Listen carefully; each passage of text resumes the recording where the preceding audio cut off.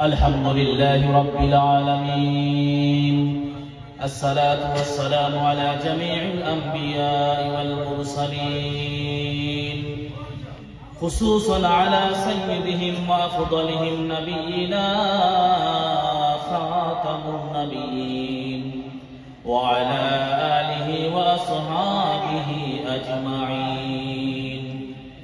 أما بعد، فقد قال الله تعالى في كلامه المجيد وفي فرقانه الحميد: أعوذ بالله من الشيطان الرجيم. بسم الله الرحمن الرحيم. يا أيها الذين آمنوا اتقوا الله وابتغوا إليه الوسيلة وجاهدوا في سبيله لعلكم تفلحون. قال النبي صلى الله عليه وسلم: ما زال جبريل يوصينا بالجار حتى ظننت أنه يؤرثه. متفق عليه. وفي شان حبيبه ومحبوبه مخبرا وآمرا: إن الله وملائكته يصلون على النبي يا أيها الذين آمنوا صلوا عليه وسلموا تسليما. اللهم بارك سيدنا مولانا محمد وعلى آل سيدنا مولانا محمد. اللهم صل على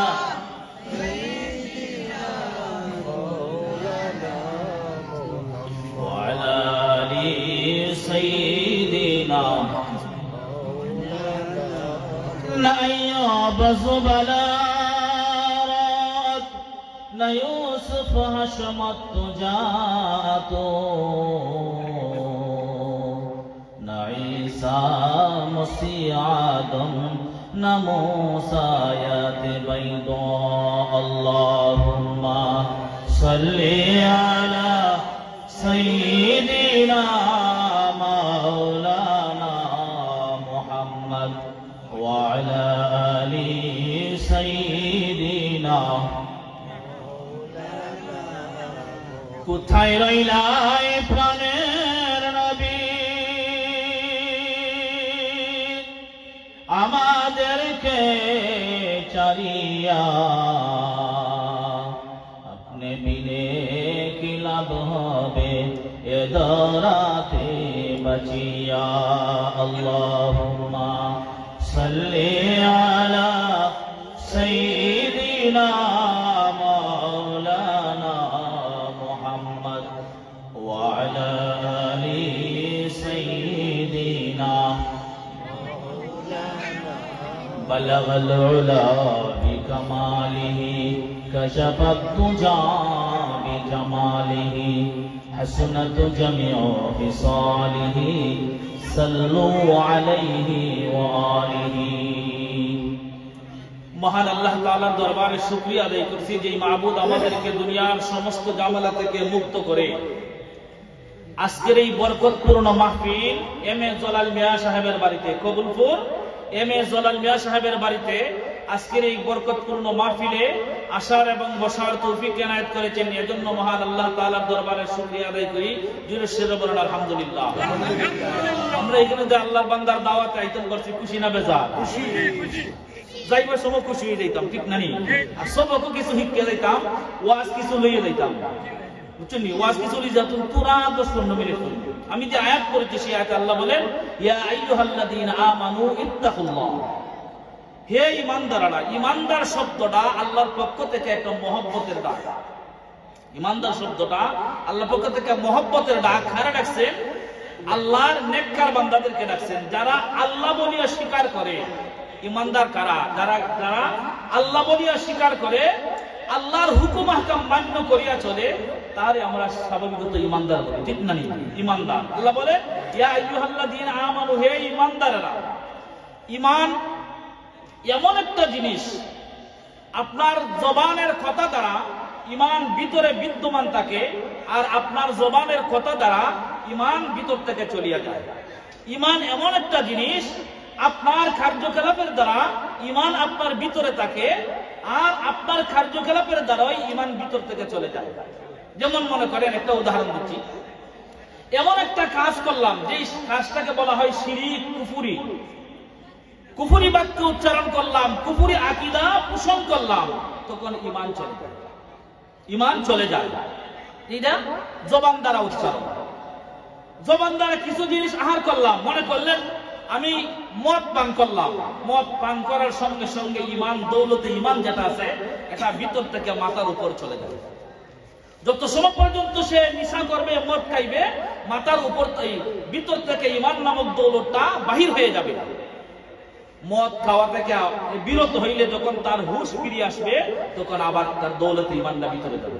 তাহলে বোঝা যাচ্ছে এই সময়ের ভিতরে যদি, যেই সময়টুকুর ভিতরে তার ভিতর থেকে ইমানটা বাহিরিয়া মাথার উপরে চলে যায়, অত সময়ের ভিতরে যদি সে মৃত্যুবরণ করে, তাহলে বেঈমান হইয়া মরবে। আমি যে কথা কইছিলাম যে তা আপনার জবানের কথা দ্বারা আপনি কাফির হয়ে যাবেন, আপনার জবানের কার্যকলাপ দ্বারা, কান দ্বারা, বিভিন্ন কার্যকলাপের দ্বারা আপনি বেঈমান হয়ে যাবেন। তাহলে আল্লাহ বলেছেন ইয়া আইয়ুহাল্লাযীনা আমানু, খুব মহব্বত করে ডাক দিয়েছেন কাদেরকে? ইমানদারকে। ইমানদার আল্লাহ কেন মহব্বত করে ডাক দিয়েছেন ইমানদারকে? একমাত্র, শুধুমাত্র, কেবলমাত্র ইমানদারেরাই আল্লাহ তাআলাকে বিশ্বাস করে, আল্লাহর হুকুম মান্য করিয়া চলে, আল্লাহর হুকুম মান্য করিয়া জীবন যাপন করে একমাত্র ইমানদাররা, কোনো বেঈমান কাফিররা না। এখন আমরা ইমানদার নিয়ে, ইমানদারের কাজ কি? যেমন কয়টা জিনিসে মুসলমান, কে বলতে পারবেন কয়টা জিনিসে মুসলমান আসেননি কেন কেউ? কয় জিনিসে মুসলমান? আমরা স্বাভাবিক ছোটবেলা শিখছি এটা। কয় জিনিসে মুসলমান?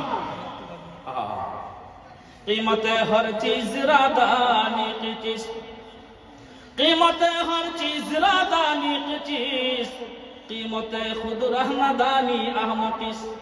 আমরা এমন মুসলমান। লন্ডন আমেরিকার খবর আমাদের কাছে আছে। বাংলাদেশে কয়টা নায়িকা, কয়টা গায়িকা, এটা আমাদের জবানে আছে। আমরা প্রত্যেকেই মুখস্থ জানি, কিন্তু কয়টা জিনিস, আরো বিভিন্ন কথা, কয়টা জিনিস মুসলমান, এই জিনিসটা বাঙালি মুসলমানে জানে না। হা হা হা, কিরকম ইমানদার আমরা তো বুঝলাম ভাইয়া। কয়টা জিনিস মুসলমান, এটি তো আমরা জানলাম না। তাহলে কিতাল লাগে আমরা এখন আইলাম, কিতাল লাগি কোন উদ্দেশ্যে দুনিয়া পাইলাম? আমরা আইসি না, আল্লাহ পাঠাইছে। আল্লাহ পাঠাইছে। ইচ্ছা করে কেউ আসতে পারে নাই, ইচ্ছা করে কেউ দুনিয়া থেকে যাইতেও পারবে না। আল্লাহর ইচ্ছা আমাদেরকে পৃথিবীতে পাঠাইছেন, আল্লাহর ইচ্ছে আমাদেরকে দুনিয়াতে বসবাস করতে হবে।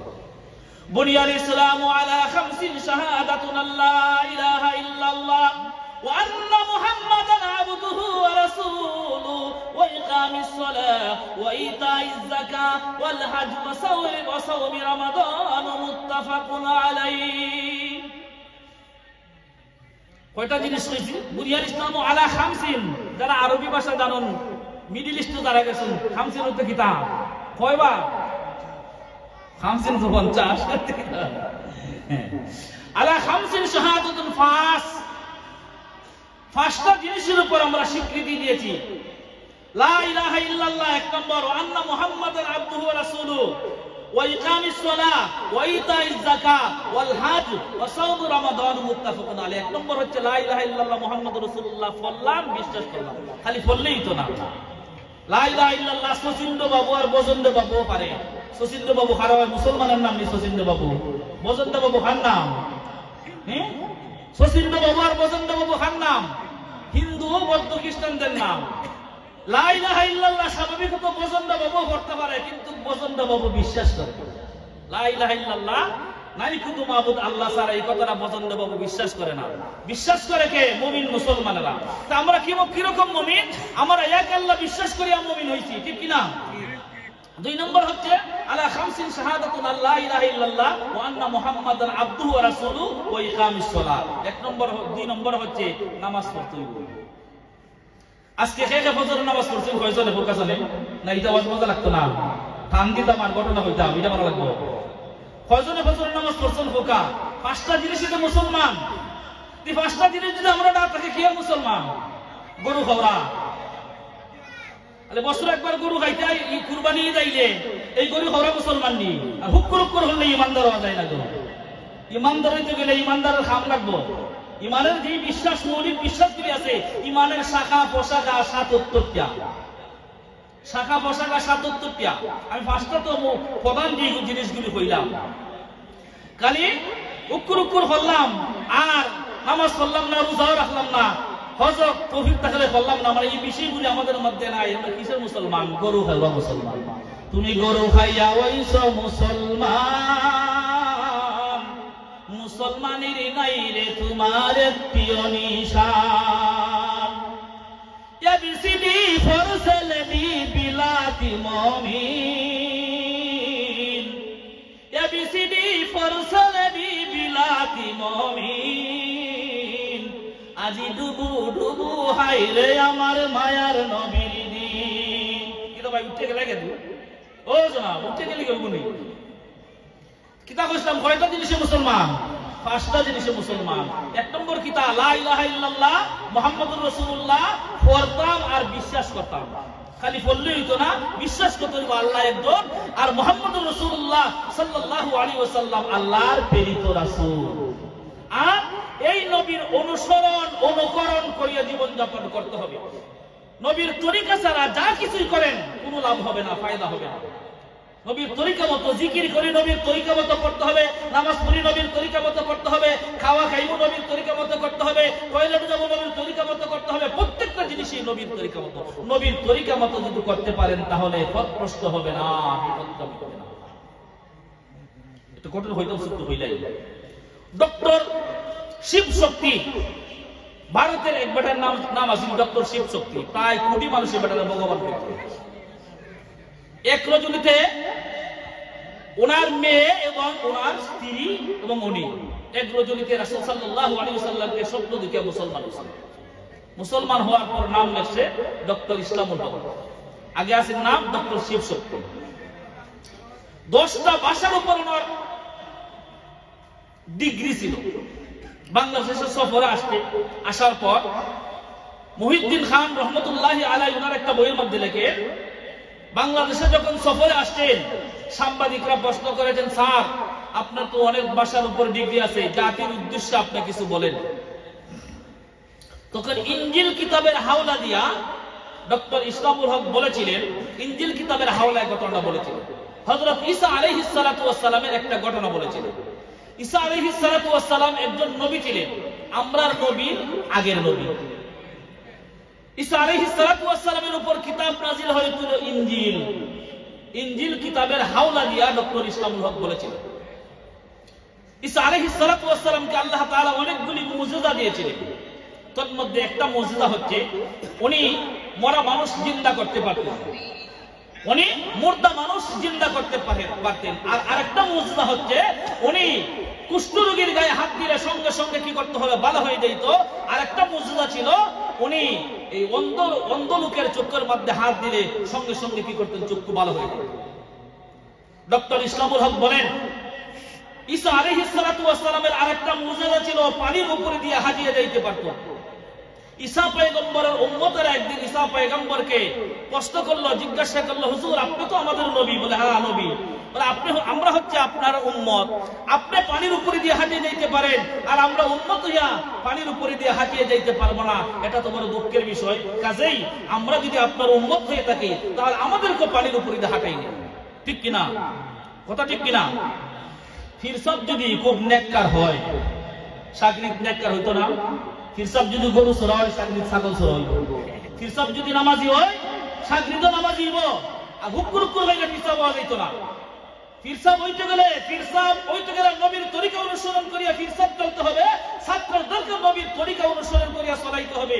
পীর সাহেব 5 ওয়াক্ত নামাজি হবে, ছাত্রদেরকে নামাজি হইতে হবে। পীর সাহেব দাড়িওয়ালা হবে, ছাত্রদেরকে দাড়িওয়ালা বানাইতে হবে। পীর সাহেব টুপিওয়ালা হবে, ছাত্রদেরকে টুপিওয়ালা বানাইতে হবে। যদি পীর সাহেব দাড়িওয়ালা না হয়, তরিকাওয়ালা, পীর সাহেব যদি নবীর আদর্শওয়ালা না হয়, তাহলে এই পীর সাহেব হক্কানি পীর হইতে পারে না। গাছ কি নাম তার ফলে সরি, গাছ কি নাম তার ফলে বলিস হয়। পীর সাহেব যদি হক্কানি হয়, ছাত্র অবশ্যই হক্কানি হইবে। পীর সাহেব ছাত্র নয়, পীর সাহেবকে অনুসরণ করিয়া চলবে। এদিকে যাচ্ছি না। ডক্টর ইসলামুল হক বলেন, ঈসা পয়গম্বরের উম্মতেরা যখন প্রশ্ন করেছে ঈসা পয়গম্বরকে, ঈসা পয়গম্বর বলেন, হ্যাঁ ঠিক আছে, আগামীকালকে সকাল 10টার সময় তোমরা জমাইতে হবে আর পানির উপরে দিয়ে হাঁটিয়ে যাব। সবে শর্ত একটা, কি শর্ত? শর্ত হচ্ছে আমি পানির উপরে দিয়ে আগে হাঁটিয়ে যাব আর তোমরা আমার পিছনে পিছনে হাঁটিয়ে যাবে। শর্ত হচ্ছে তোমরা সোজা আমার পিঠের দিকে তাকাই থাকতে হবে, উপরেও তাকাইতে পারবে না, নিচেও তাকাইতে পারবে না, ডাইনেও তাকাইতে পারবে না, বামেও তাকাইতে পারবে না, সোজা আমার পিঠের দিকে তাকাই থাকতে হবে। উম্মতেরা শর্ত মেনে নিল। ঈসা পয়গম্বর পরের দিন নদীর উপরে দিয়ে হাঁটা শুরু করলো। উম্মতেরা পিছনে পিছনে হাঁটতেছে।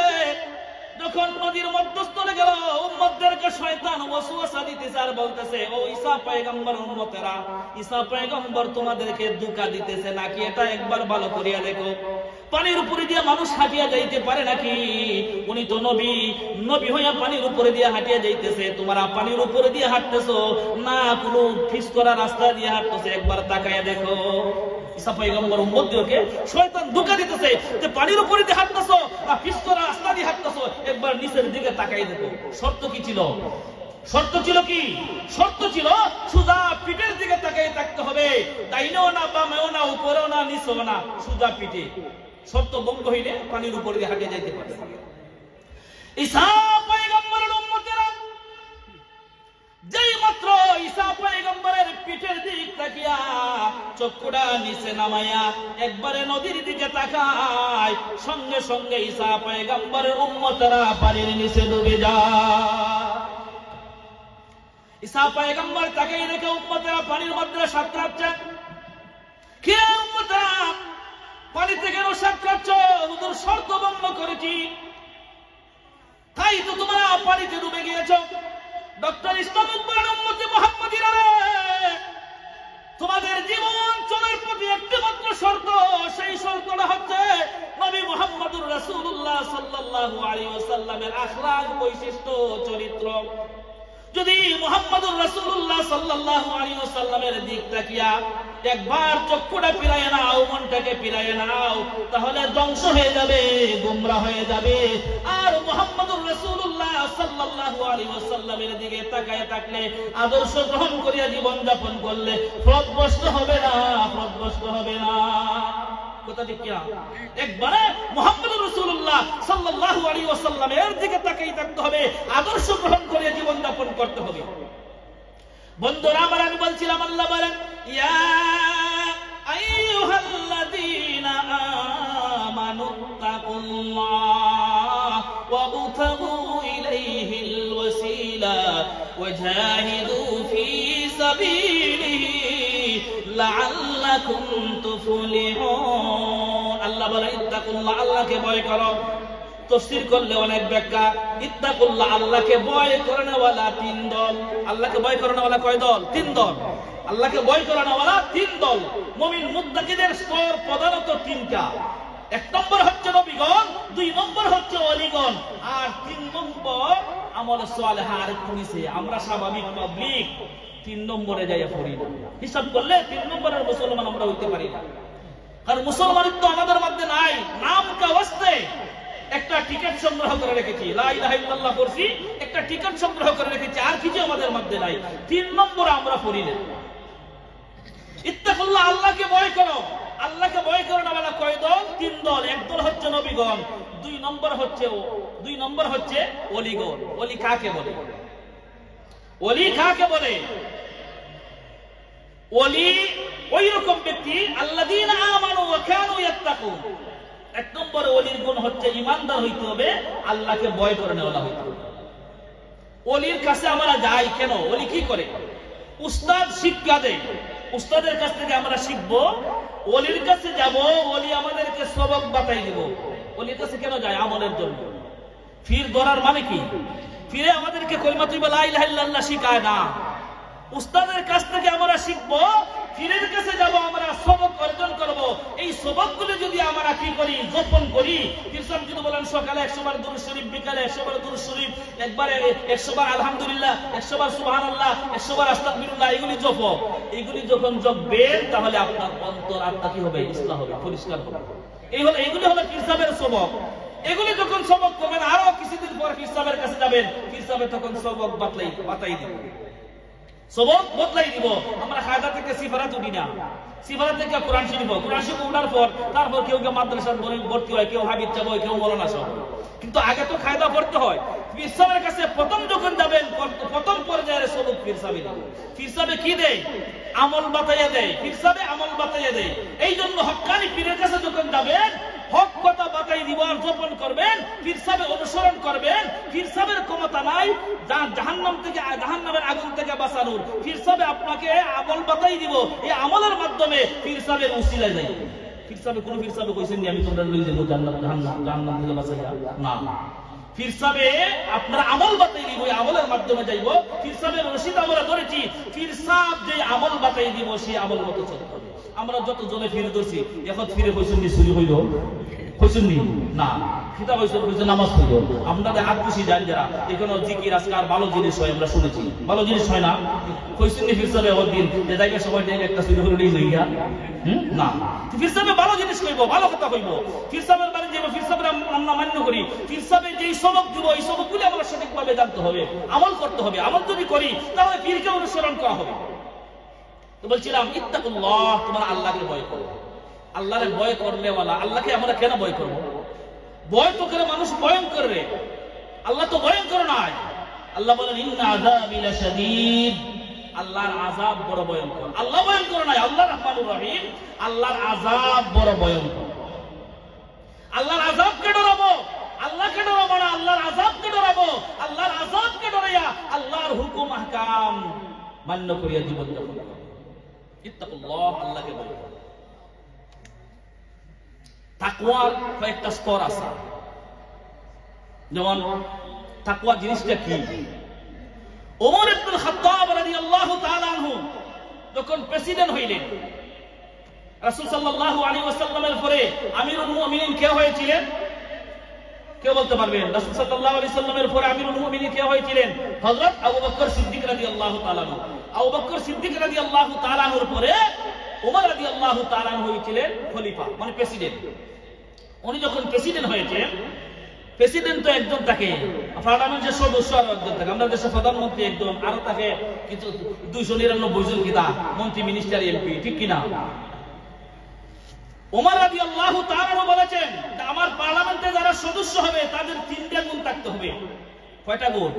3টা। 1 নম্বর হচ্ছে বড় আলিম হইতে হবে। 2 নম্বর হচ্ছে আমার নবীর সাহাবী হইতে হবে। 3 নম্বর হচ্ছে তাকওয়াওয়ালা, পরহেজগার, মুত্তাকি হইতে হবে।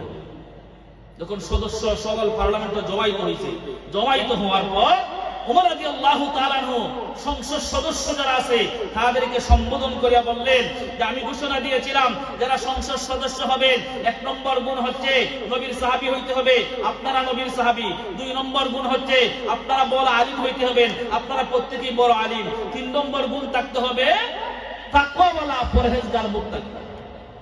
এখন আপনাদের কাছে আমার প্রশ্ন হচ্ছে, তাকওয়াওয়ালা আপনারা, আমার মনে হয় আপনারা তাকওয়াওয়ালা, তবে তাকওয়া জিনিসটা কি আমার একটু বুঝাই দাও। তাকওয়া জিনিসটা কি আমাকে একটু বুঝাই দাও। একবার প্রশ্ন করেছে, কোন সাহাবী জবাব দেয় নাই। 2 বার প্রশ্ন করেছেন, কোন সাহাবী জবাব দেয় নাই। 3 বারের সময় এক সাহাবী দাঁড়াই বলেছেন, হ্যাঁ খলিফাতুল মুসলিমিন, তাকওয়া কোন জিনিস আমি জানাই দিতে চাই। তার আগে আপনাকে একটা প্রশ্ন করতে চাই, আপনি আপনার প্রশ্নের জবাব দেন। খলিফাতুল মুসলিমিন ওমর রাদিয়াল্লাহু তাআলা আনহু বলেন, হে নবীর সাহাবী, একটা প্রশ্ন নয়, যতটা প্রশ্ন করার দরকার আছে করো, তবে তাকওয়া কোন জিনিস তুমি আমাকে বুঝাইয়া দাও। আল্লাহর নবীর সাহাবী ওমর রাদিয়াল্লাহু তাআলা আনহুকে প্রশ্ন করেন, হে আমিরুল মুমিনিন, আপনাকে কোনদিন জঙ্গলাতে গিয়েছেন? বলে হ্যাঁ, গভীর জঙ্গলাতে আমি গিয়েছি। খাড়াযুক্ত জঙ্গলাতে গিয়েছেন? বলে হ্যাঁ গিয়েছি। খাড়াযুক্ত জঙ্গলার রাস্তা দিয়ে যখন আপনি হাঁটেছেন, কি রকম ভাবে হেঁটেছেন? সিফা রাস্তা দিয়া জঙ্গলাতে যখন আপনি হেঁটেছেন, কিরকম ভাবে হেঁটেছেন?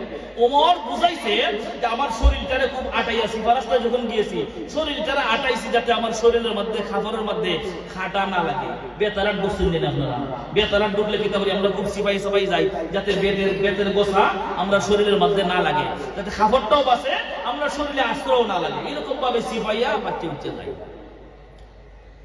ওমর রাদিয়াল্লাহু তাআলা বললেন, আমি ওই এরকম ভাবে জঙ্গলা দিয়ে হেঁটেছি যাতে আমার শরীরে কাঁটা না লাগে, আমার কাপড় না আসিরে, আমার শরীরটাও না আসিরে। ওই রকম ভাবে আমার শরীরটাকে আমি বাসাইয়া রাস্তা দিয়ে হেঁটেছি। আল্লাহর নবীর সাহাবী বলেন, হে ওমর, হে আমিরুল মুমিনিন, আপনি প্রশ্ন করেছেন তাকওয়া কোন জিনিস? তাকওয়া ওই জিনিসের নাম আপনার চুল থেকে নিয়ে, মাথা থেকে নিয়ে পা পর্যন্ত যে শরীরটা আছে, ওই শরীরটাকে গুনার কাছ থেকে বাঁচাইয়া রাখার নাম হচ্ছে তাকওয়া। আপনি যখন রাস্তা দিয়ে হাঁটবেন, আপনি যখন জীবন যাপন করবেন, অনেক গুনার কাজ আপনার চোখের সামনে ভেসে উঠবে। আপনার চক্ষুটাকে হেফাজত করতে হবে। আপনার হাতের সামনে অনেক গুনার কাজ আসবে, আপনার হাতটাকে হেফাজত করতে হবে। আপনার অঙ্গ প্রত্যঙ্গটাকে যদি গুনার কাছ থেকে বাঁচায় রাখতে পারেন, যে বাঁচায় রাখে তাকেই বলে তাকওয়াওয়ালা মুত্তাকি। যে গুনার কাছ থেকে শরীরটাকে বাঁচাইতে পারে তাকেই বলে তাকওয়াওয়ালা মুত্তাকি। এখন তাকওয়াওয়ালা মুত্তাকি যদি হইতে হয়, মানুষের গুণ থাকতে হবে কি? তাকওয়াওয়ালা মুত্তাকি হইতে গেলে একজন মানুষ যদি বিন্দু পরিমাণ শিক্ষা না থাকে, খালি লা ইলাহা ইল্লাল্লাহ মুহাম্মাদুর রাসূলুল্লাহ বললাম আর কিন্তু না, সারা দিন খেতে কাম করলাম আর ভাত খাইলাম, আর কিচ্ছু নাই, তাকওয়াওয়ালা হওয়া সম্ভব হবে না। সর্বপ্রথম সে লা ইলাহা ইল্লাল্লাহ পড়লো, মুহাম্মাদুর রাসূলুল্লাহ, লা ইলাহা ইল্লাল্লাহ মুহাম্মাদুর রাসূলুল্লাহ পড়লো, পড়ার পরে অতটুকু ইলম অর্জন করা ফরজ, যে কোনটা হালাল কোনটা হারাম এতটুকু জানা। কোনটা হালাল কোনটা হারাম, মনে করেন আমি কলমা পড়লাম, বক্তব্য পড়লাম, কোরআন শরীফ পড়লাম, সাধারণ কিছু মাসলা শিখলাম, কে স্বাভাবিকভাবে জানে না সুদ খাওয়া হারাম? জানে না? জিনা করা হারাম? কে জানে না? চুরি করা হারাম? এটা কে জানে না? আমরা প্রত্যেকেই জানি। এই স্বাভাবিকভাবে জিনিসগুলি জানা আমরা জন্য ফরজ, হালাল হারাম জানাটা ফরজ। এতটুকু জানা আমাদের জন্য অপরিহার্য, নাইলে একজন মানুষ মুত্তাকি হইতে পারবে না। আপনি নামাজ না পড়ে মুত্তাকি হইতে পারবেন না, রোজা না রেখে মুত্তাকি হইতে পারবেন। নামাজ পড়তে গেলে কয়টা জিনিসের দরকার, নামাজের কয়টা ওয়াজিব আছে, কয়টা ফরজ আছে, ওযু কেমনে করতে হয়, ওযু কয় কারণে ভাঙে, এগুলি আমাদেরকে জানতে হবে। দ্বিতীয় হচ্ছে আমি রোজা রাখলাম, রোজা কি কাজ করলে রোজা ছুটে, রোজা কিরকম ভাবে সেহরি খাইতে হয়, কিরকম ভাবে ইফতার করতে হয়, এই জিনিসটা আমাদেরকে কি করতে হবে, জানতে হবে। যে তাকওয়াওয়ালা হইতে গেলে প্রথম মানুষটাকে গড়িয়ে তুলতে হবে। এজন্য রাসূল করিম সাল্লাল্লাহু আলাইহি ওয়াসাল্লাম মহান আল্লাহ তাআলার কাছে মানুষের কিছু পাওনা আছে, আল্লাহর কাছে মানুষের কিছু পাওনা আছে, আর আল্লাহরও বান্দার কাছে কিছু পাওনা আছে। আল্লাহ বান্দার কাছে কিছু জিনিস পায়, আর আল্লাহর কাছে বান্দা কিছু জিনিস পায়। এটা এক নম্বর। রাসূল করিম সাল্লাল্লাহু আলাইহি ওয়াসাল্লাম ফরমান, বান্দার হক, আল্লাহর পাওনা জিনিসটা যখন বান্দায় দিয়ে দিবে, বান্দায় আল্লাহর কাছে যে জিনিসটা পাইব সঙ্গে সঙ্গে আল্লাহ দিয়ে দিবে। হযরত মুআয ইবনে জাবাল রাদিয়াল্লাহু তাআলা আনহু থেকে বর্ণিত হাদিস, মুআয বলেন, নবীজি উটের পৃষ্ঠে বসা, আমি নবীজির পিছনে বসা, রাহমাতুল লিল আলামিন। আমি মুআযকে প্রশ্ন করতেছেন, হে মুআয, তুমি কি জানো আল্লাহর কাছে বান্দায় কোন জিনিসটা পায়, আর বান্দার কাছে আল্লাহ কোন জিনিসটা পায়? মুআয বলেন, আল্লাহু ওয়া রাসূলুহু আলাম। ওগো নবীজি, আল্লাহ এবং আল্লাহর রাসূলই ভালো জানেন, আমি বলতে পারবো না। রাহমাতুল লিল আলামিন জবাব দিয়েছেন, মুআয রে, আল্লাহ তাআলার কাছে, আল্লাহ তাআলা বান্দার কাছে পাওনা হচ্ছে বান্দা আল্লাহ তাআলার গোলামি করা। যেহেতু আল্লাহ বান্দার বানাইছে, কেন গোলামি করবেন? যেহেতু আল্লাহ বান্দার বানাইছেন। আল্লাহ তাআলা আমাকে সৃষ্টি করেছেন, বানাইছেন, খাওয়ানেওয়ালা, মারানেওয়ালা সবকিছু মালিক আল্লাহ। যিনি মালিক, ওনার হুকুম মান্য করে চলতে হবে না? আমি এই এলাকাতে ইমামতি করি, কবুলপুর আব্দুল্লাহপুর। আমার কমিটি যেই নিদর্শন দিয়েছেন, যেই আদেশ দিয়েছেন, ওই রকম ভাবে চলাফেরা করবেন, ওই রকম ভাবে আপনারা নামাজ পড়াইবেন, ওই রকম ভাবে ওয়াজ করবেন। আমাকে এরকম ভাবে করতে হবে না? করতে হবে। যদি উল্টা করি আবার কইব তুমি যাও, কিন্তু দূর হয়ে যাও, ঠিক না? ঠিক তেমনি ভাবে আল্লাহ তাআলা সৃষ্টি করিয়া আপনাকে জানাই দিয়েছেন ওই রকম ভাবে চলতে হবে, তাহলে আল্লাহর মায়ার বান্দা হবে। তো বলছিলাম কোন জিনিস আল্লাহ বান্দার কাছে পায়? আল্লাহর ইবাদতই করা। বান্দায় কোন জিনিসটা আল্লাহর কাছে পায়? বান্দায় আল্লাহর কাছে পায় জান্নাত। যখন আল্লাহর হুকুম মানবা, আল্লাহ বলছেন আমার হুকুম মান্য করিয়া জীবন যাপন করলে পুরস্কার হিসাবে তোমাদের জন্য আমার তৈরি জান্নাত রেখেছি। এটা আমাদের কাছে তোমাদের, আমার কাছে তোমাদের পাওনা, এটা আল্লাহর কাছে আমরা পাই। যখন ইবাদত করব, মরার সঙ্গে সঙ্গে আল্লাহ আমাদের পাওনাটা আমরা দিয়ে দেন। যে জিনিসটা বলছিলাম, সর্বপ্রথম যে জিনিসটা মানুষ মুত্তাকি হইতে গেলে কোন জিনিসটা পাওনা? বন্দার কাছে আল্লাহ পায়, আল্লাহর কাছে বন্দায় পায়। আরেকটা জিনিস হচ্ছে মা বাবার কাছে সন্তানে পায়, সন্তানের কাছে মা বাবা পায়। মা বাবার কাছে কে পায়?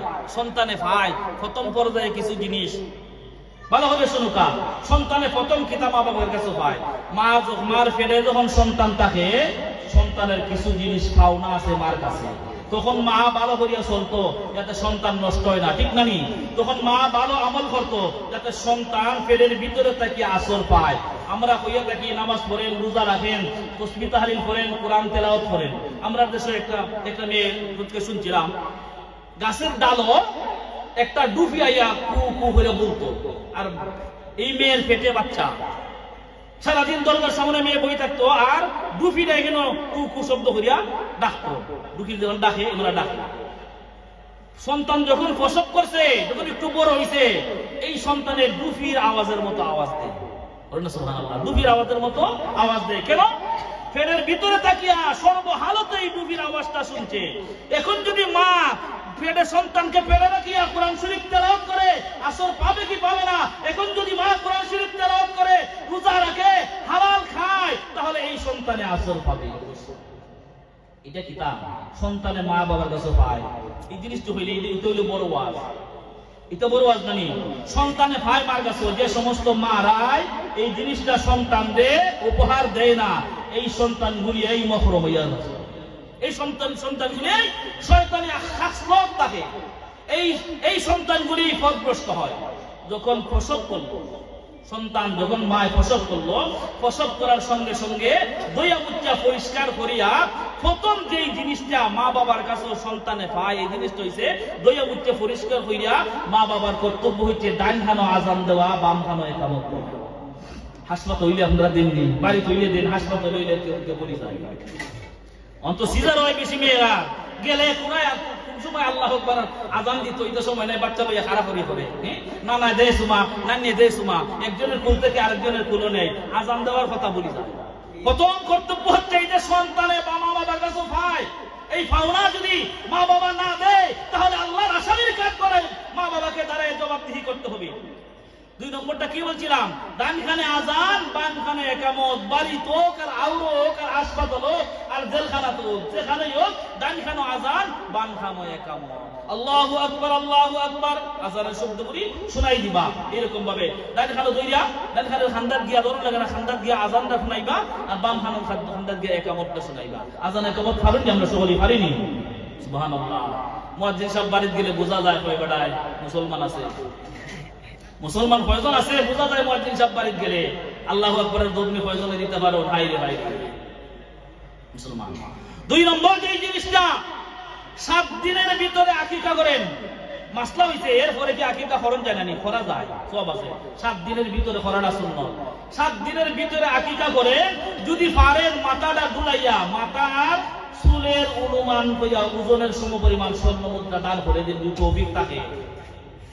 কিতা করতা? 7 দিনের ভিতরে আকিকা করতা, আর মাথাটা দুলাইতা শ্রদ্ধা করতা চুলের সম পরিমাণ, আর সুন্দর দেখতে একটা নাম রাখতা। 7 দিনের ভিতরে এই নামটা রাখা সুন্দর। সুন্দর দেখে একটা নাম রাখতা, যাতে ওর তো ভালো হয়, হেলে না, দলে না, জ্বলে না, খেলে না, এটা নাম না। তখন নেটো সাজ দিলে সুন্দর সুন্দর নাম হয়। না পারলে হুজুর হলটে জিগাইবা, ও হুজুর হল জিগাই লাগে না, নেটো সাজ দিলে সুন্দর সুন্দর নাম হয়। এমন নাম রাখবা না যে নামের কারণে সে জাহান্নামী হয়ে যাবে। 4 নম্বর জিনিসটা হচ্ছে সে যখন কথা বলা শিখবে, মা মা বলা ডাক দেওয়া শিখবে, কিছু কথা বলা শিখবে, তখন মা বাবার কর্তব্য হচ্ছে তাকে আল্লাহ আল্লাহ আল্লাহ আল্লাহর নামটা শিক্ষা দেওয়া। প্রথম কর্তব্য কি? তা আল্লাহর নাম শিখাও। প্রথমেই তার মা বাবার কর্তব্য হচ্ছে আল্লাহর নামটা শিখাও। যখন একবারে ভালোভাবে কথা বলা শিখবে তখন কলমা শিখাও, ঘরে বসে বসে কলমা শিখাও। মায়ের শুধু কলমা না জানে ঘুরে রেখে নেই খাইব, এরকম মা আসুন জানি। হ্যাঁ, এরকম মা আসুন জানি, মা বাবাই কলমা চিনে না। আর ভাই আপনি জিজ্ঞাসা করে দেখেন, এমনও মানুষ আছে বয়স্ক চুলদারি সাদা হয়ে গেছে, 4টে কলমা পারে না এখনো। অনেক মহিলারা আছে, অনেক পুরুষেরা আছে। আমরা 6 নম্বরের মুসলমান তো বোকা, যারা কলমা জানে না এরা কি মুসলমান হতে, 6 নম্বরের মুসলমান হতে। বলছিলাম আল্লাহর নবী সাল্লাল্লাহু কায়নাত মুহাম্মদুর রাসূলুল্লাহ সাল্লাল্লাহু আলাইহি ওয়াসাল্লাম ফরমান, মাতা পিতার সর্বপ্রথম কর্তব্য হচ্ছে যখন কথা বলা শিখবে তাকে কি করো? আল্লাহর নাম শিখাও, কলমা শিখাও। আর যখন বড় হয়ে যাবে সর্বপ্রথমে তাকে ইসলামী শিক্ষায় শিক্ষিত করো, ইসলামী শিক্ষায় শিক্ষিত করো। কোরআন শরীফটা পড়াইয়া আরো কিছু যদি পারো পড়াইয়া স্কুলে পাঠাও, ইউনিভার্সিটি পাঠাও, যত বড় ডক্টরি পিএইচডি করতে পারো, করার কোনো অসুবিধা নাই। দুইটা শিক্ষারই দরকার আছে, খালি মোল্লা বাটা ওই বইয়ে বই থাকতে হয় না। দুইটা শিক্ষার দরকার আছে, দুটো শিক্ষার দরকার। শুধু মোল্লা বাটা ওই বই থাকলে হইতো না, কলিমাটা শিক্ষা বই থাকলাম আর লেখাপড়া করলাম না, হইতো না। যদি তার ভিতরে কোরআন থাকে, কোরআন তার ভিতরে থাকে, কলমা শিখে কোরআনটা শিখে, তাহলে ভিতরটা কি হয়ে যায়? ভরে যায়, নূরে আলোকিত হয়ে যায়। আর যার ভিতরে কোরআন থাকে না, একটা খালি ঘর, এই খালি ঘরের ভিতরে শয়তান বাসা বাঁধবে, আর এই সন্তান শেষ পর্যন্ত নাস্তিক মুরতাদ হয়ে যায়। আমরা কর্তব্য কোনটা? অবশ্যকা প্রথম কর্তব্য কোনটা? আমরা ছেলে মেয়েরে কলমা শিখাইব, মক্তবে ফাটাইব। সর্বপ্রথম নি মক্তবে ফাটাইব নি, মক্তব ফাটাইতে হবে। সর্বপ্রথমে আগে মা বাবা বলতে মক্তবে দেনা, ঘুমাইতে 10টা তুলে ঘুম থাকিয়া কি আর পড়তায় পড়াইতে মক্তব 10টার সময় স্কুল লই জায়গা মক্তব পড়ার দরকার নাই। বলে ইচ্ছা মেসাবে বড় পড়বো না, বড় হইলে বই দেখে দেখে শিখবো না। আগে শিখাও হতা, বাংলা শিক্ষা দরকার, বিদেশ যাইলে ইংরেজিতে কথা হইতো, ঠিক জানি। আমি অনেক সময় হয়ে থাকি আলিফ বা তা সার নাই রে মানি এবিসিডি রইছে দাম, আলিফ বা তা সার নাই রে মানি এবিসিডি রইছে দাম, ঘি মাখনের নাই রে মান, কেরোসিনের রইল দাম। কেরোসিনের দাম বেশি নাকি? ঘি মাখন থেকে কেরোসিনের দাম বেশি। আলিফ বা তা সার থেকে এবিসিডি রে বেশি প্রাধান্য দেয় না। একজন মুমিন এবিসিডি রে আগে প্রাধান্য দিতে পারে না। একজন মুমিন আগে আলিফ বা তা সারকে প্রাধান্য দিতে হবে। তোমার মুসলমানের ঘরে তুমি জন্ম নিয়েছো, একজন মুসলিম হিসাবে তোমার সন্তানকে আগে বক্তব্য পড়াও, কোরআন শিক্ষা দাও, তারপর তোমার সন্তানকে তুমি খেজাকে যেতেই দাও, যেখানে পারে কোনো অসুবিধা নেই।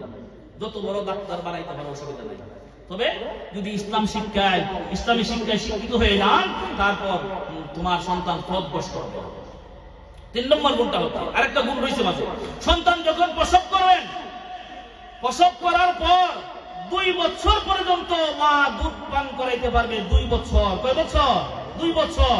ইমাম আজম আবু হানিফা রাহমাতুল্লাহি আলাইহি একটা মত হচ্ছে যে যদি কোনো সন্তান দুর্বল থাকে, অসুস্থ থাকে, মা বোনরা ভালো করে শুনেন কথাটা, কোন সন্তান যদি দুর্বল থাকে, অসুস্থ থাকে, মার দুধ পান না করলে এই সন্তানটার প্রাণনাশের আশঙ্কা আছে, দুর্বল হয়ে যাওয়ার আশঙ্কা আছে, তখন আরো 6 মাস বাড়াই দিছে, 2.5 বছর। সুস্থ সুঠাম দেহের অধিকারী একজন সন্তানকে 2 বছর দুধ পান করাইতে পারবে। 2 বছরের একদিন যদি বেশি পান করান, তাহলে এই দুধটা পান করবে হারাম, আর হারাম পান করলে অবাধ্য সন্তান হবে। মায়া করিয়া দুধ পান করা, এই সন্তানটা তখন তোমার অবাধ্য হবে, এই হারাম খাইয়া বড় হবে। হারাম খাইয়া কোনোদিন হালাল জাদা হইতে পারে না। হারাম খাইয়া হালাল জাদা হইতে পারে না। হারাম খাইলে হারাম জাদার আসর তার মধ্যে আসে। বন্ধুরা আমার বলছিলাম, আল্লাহ বলেন ইয়া আইয়ুহাল্লাযীনা আমানুত্তাকুল্লাহ, হে ঈমানদাররা তোমার আল্লাহকে ভয় করো। 2 নম্বর আছে আমানুত্তাকুল্লাহ ওয়াবতাগু ইলাইহিল ওয়াসিলা, আল্লাহ রাব্বুল আলামিনের নৈকট্য অন্বেষণ করা, ওসিলা মানে নৈকট্য অন্বেষণ করা। তাফসীরের কিতাবে লেখেন ওসিলা কোন জিনিস? দয়ার নবী মুহাম্মদুর রাসূলুল্লাহ সাল্লাল্লাহু আলাইহি ওয়াসাল্লাম এক নম্বর ব্যাখ্যা বলেছেন, ওসিলা হচ্ছে জান্নাতের একটা আলা মুকামের স্থান, জান্নাতের উচ্চ স্থান, জান্নাতের আলা মুকাম। ওয়া রাহমাতুল লিল আলামিন বলেন, সাহাবীরা রে, এ সাহাবীরা, তোমরা আমার জন্য ওসিলার দোয়া করো। সাহাবীরা রে, আমার জন্য ওসিলার দোয়া করো। ওসিলা নামক জান্নাতটা, জান্নাতের স্থানটা আমার আল্লাহ রাব্বুল আলামিন আমার জন্য নির্ধারণ করে রেখেছেন। তোমার আমার জন্য দোয়া করো, আল্লাহ রাব্বুল আলামিন যেন জান্নাতের উচ্চ মুকাম, উচ্চ স্থানটা আমাকে দান করে দে। ওসিলা স্থানটা আমাকে দান করে দেন। কয়বাটা মাইকের ওপর এটা 10 মিনিট কথা হয়ে গলা যাচ্ছে, কিতা মাইকের হ্যাঁ একটু দেশ করে বেটা, কিতা শব্দ নাই। ওসিলা নাম জান্নাতের একটা আলা মুকাম, উচ্চ স্থানের নাম। এক নম্বর ব্যাখ্যা, ওসিলা জান্নাতের একটা আলা মুকাম, উচ্চ স্থান। এই স্থানটা একমাত্র নবী মুহাম্মদুর রাসূলুল্লাহ সাল্লাল্লাহু আলাইহি ওয়াসাল্লামের জন্য আল্লাহ তাআলা নির্ধারণ করে রেখেছেন। বন্ধুরা, আল্লাহ ইলাইহিল ওয়াসিলা, আল্লাহর নৈকট্য অন্বেষণ করো। আল্লাহর নৈকট্য অন্বেষণ কেমনে করব? মুজাদ্দিদ আল-ফিসানি রাহমাতুল্লাহি আলাইহি বলেন, আল্লাহ রাব্বুল আলামিনকে যদি পেতে চাও, আল্লাহর সঙ্গে যদি সম্পর্ক রাখতে চাও, আল্লাহর সঙ্গে যদি সম্পর্ক রাখতে চাও, তাহলে তোমরা বলো ফাত্তাবিউনি ইউহিব্বুকুমুল্লাহ। তাফসীরে মাযহারিতে লেখে, আল্লামা তাফসীরে মাযহারির মধ্যে সানাউল্লাহ পারিপতি রাহমাতুল্লাহ আলাইহি তাফসীরে মাযহারির মধ্যে লেখে, আর মাকতুবাতের মধ্যে লেখে ফাত্তাবিউনি। তার ব্যাখ্যা করেছেন ইত্তেবা করা।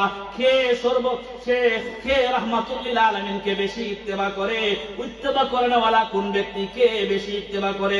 ফাত্তাবিউনি ইত্তেবার ব্যাখ্যা হচ্ছে যে যত বেশি রাহমাতুল্লিল আলামিনের সুন্নতের পাবন্দী হবে, সে তত বেশি নবীর ইত্তেবা করেনওয়ালা হবে। কে বেশি ইত্তেবা করেনওয়ালা? যে এই লোকটা বেশি নবীকে ভালোবাসে, ওই লোকটা বেশি নবীকে ভালোবাসে, তাকে চিনবে কেমনে?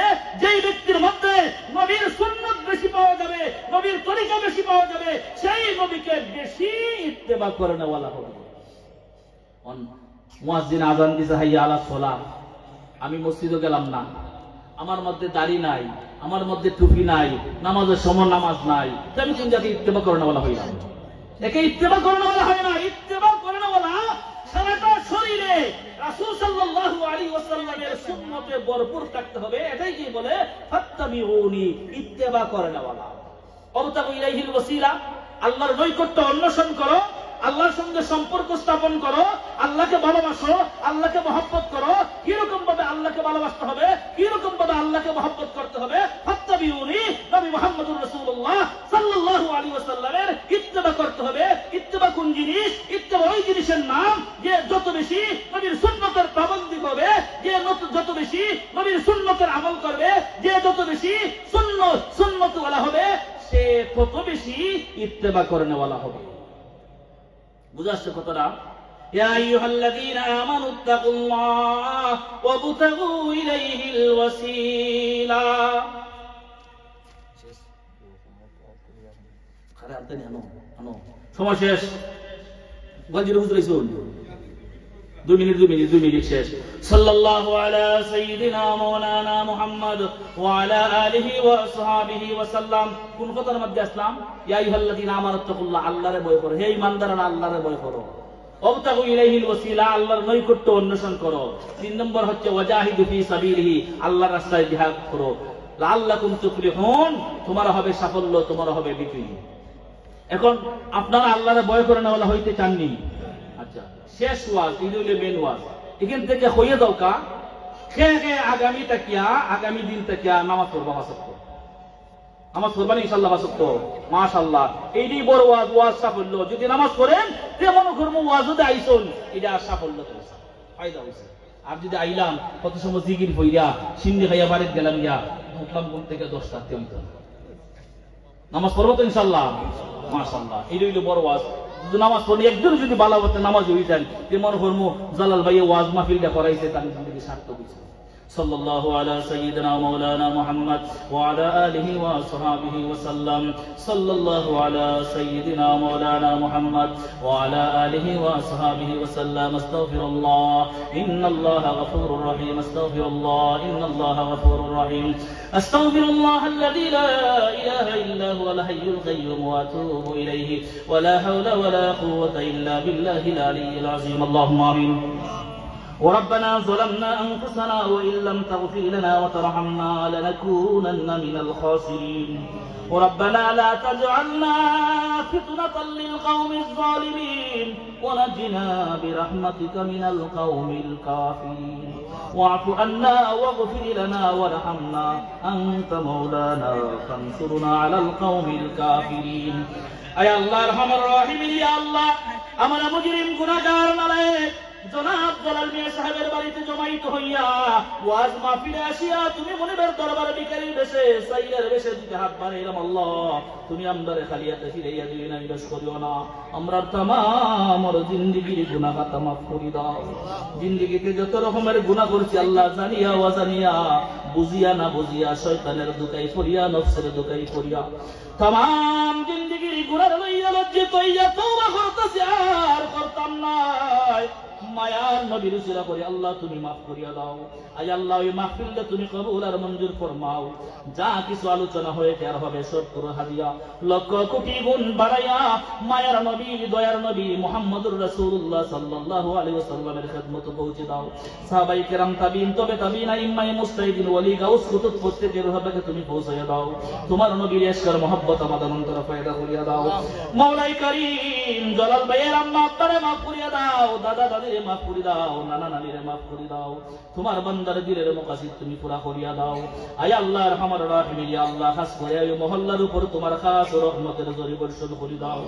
মহল্লার প্রতিটি মানুষকে দিনদার পরহেজগার মুত্তাকি বানাইয়া দাও আয় আল্লাহ রহমান রহিম আমরা দেশের উপর তুমি শান্তি বর্ষিত করিয়া দাও হিংসা হিংসি মারামারি কাটাকাটি আল্লাহ তুমি দূর করিয়া দাও যে তোমার মর্জি মাফিক দেশ চালাইতে পারবে আল্লাহ আয় আল্লাহ যে সঠিকভাবে দেশ পরিচালনা করতে পারবে আল্লাহ তাদেরকে তুমি ক্ষমতা দিয়া দাও আল্লাহ আয় আল্লাহ রহমান রহিম ইয়া আল্লাহ তোমার গায়বী খাজানা থেকে আল্লাহ তাদেরকে তুমি সাহায্য করো আয় আল্লাহ খাস করিয়া উসমাননগর বিশ্বনাথে আল্লাহ তাহসিনা রুশদির রুনা ম্যাডামকে আল্লাহ তুমি কামিয়াব নসিব ফরমাও তোমার বান্দি খুবই ভালো মানুষ রে বা মাওলা তোমার কাছে দরখাস্ত করি আল্লাহ তোমার বান্দিরে তুমি কামিয়াব নসিব ফরমাও আসমানি জমিনি বলা মুসিবত থেকে আল্লাহ তোমার বান্দিরে তুমি হেফাজত ফরমাও তোমার কুদরত থেকে সাহায্য করি আল্লাহ তোমার বান্দিরে তুমি কামিয়াব নসিব ফরমাও জনাব ইলিয়াস আলী সাহেব যদি দুনিয়াতে বাঁচিয়া থাকেন আল্লাহ তোমার বান্দার আমাদের কাছে ফিরাইয়া দাও আর যদি দুনিয়াতে না থাকে আল্লাহ তোমার বান্দারে মাফ করিয়া জান্নাতুল ফিরদাউসের ওয়ারিস বানাইয়া দাও আয় আল্লাহ রহমান রহিম ইয়া আল্লাহ আশিকান দিওকে ধৈর্য ধরার তৌফিক এনায়েত ফরমাও আয় আল্লাহ খাস করি আল্লাহ ফরিদপুরের খাজা বাবা ফরিদপুরের ফিরসাদের আল্লাহ মহরুমরা তুমি দরজাতে বুলন্দ ফরমাও আয় আল্লাহ আশিকান মুরিদান যারা আছেন আল্লাহ প্রত্যেকের তুমি হেফাজত ফরমাও সঠিক পথের প্রতীক তুমি বানাইয়া দাও আহলে সুন্নাত ওয়াল জামাতের অনুসারী তুমি বানাইয়া দাও তোমার কুদরতের খাজানাত থেকে আল্লাহ তুমি সাহায্য ফরমাও আয় আল্লাহ ওই জামাতের পক্ষ হইতে অসংখ্য গণিত দুরুদার সালাম মায়ের নবীর খেদমতে পৌঁছে দাও তোমার প্রিয় নবীর রূহ মুবারক আমরার উপর রাজি আর সন্তুষ্ট করে দাও আল্লাহ খাস করে আমরার ফরজাত টুকরা মা বাবারে মাফ করে দাও আয় আল্লাহ আমরার মা বাবারে মাফ করে দাও আমরার অনেক মায়ার আর মহব্বতের মানুষ আছে আল্লাহ আমরার অনেক মায়া করুন মহব্বত করুন আল্লাহ তোমার বান্দাদেরকে তুমি মাফ করে দাও আয় আল্লাহ আমরার মায়া আর মহব্বতের মানুষ সকলকে আল্লাহ তুমি মাফ করে দাও আমরার ফরজাত টুকরা মা বাবারে মাফ করে দাও আল্লাহুম্মা গফির লানা ওয়া লিওয়ালিদাইনা ওয়ারহামহুমা কামা রাব্বায়ানি সগীরা ওয়া সালামুন আলাল মুরসালিন ওয়ালহামদুলিল্লাহি রাব্বিল আলামিন আমিন বিরহমাতিকা ইয়া আরহামার রাহিমিন।